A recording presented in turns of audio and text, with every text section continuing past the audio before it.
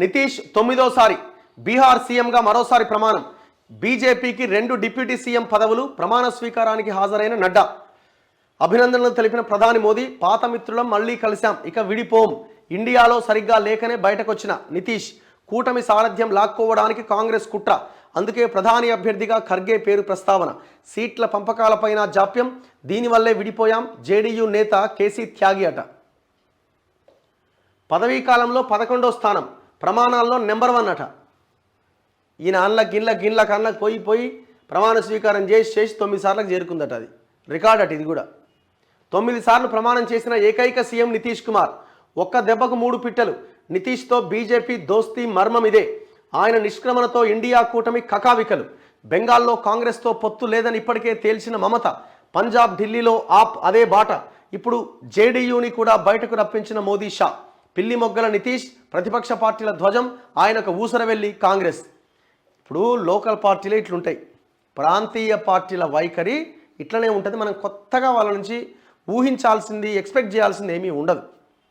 ప్రాంతీయ పార్టీ ఇప్పుడు కేసీఆర్ తెలంగాణలోనూ ఆయన పార్టీ ఉనికి, ఆయన రాజకీయం, ఆయన సంపాదించుకునేది ఎట్లా కాపాడుకోవాలి, దీని మీదనే ఉంటుంది వాళ్ళది. మీరు ఏ రాష్ట్రానికైనా వెళ్ళండి, మమతా బెనర్జీ ఎందుకు నేనే పోటీ చేస్తామంటుంది. ఆమె రాజకీయం, ఆమె రాష్ట్రం.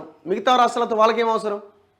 కాంగ్రెస్, బీజేపీ, మిగతా జాతీయ పార్టీలకి వాళ్ళు ఒక పార్టీలో ఒక చర్య తీసుకుంటే అది ఇంకొక రాష్ట్రం మీద ఇంపాక్ట్ ఉంటుంది. సో కాబట్టి వాళ్ళు దేశం మొత్తం ఆలోచించి నిర్ణయాలు తీసుకుంటారు. ఇప్పుడు ప్రాంతీయ పార్టీలకు ఏముంటుంది?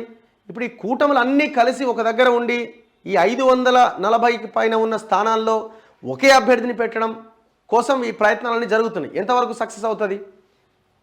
అది తేల్చే క్రమంలోనే మమతా బెనర్జీ లేదు మాకు మేమే పోటీ చేస్తామంటుంది.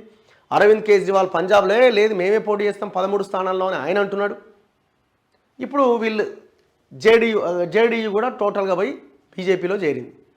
అక్కడ గవర్నమెంటే మారిపోయింది.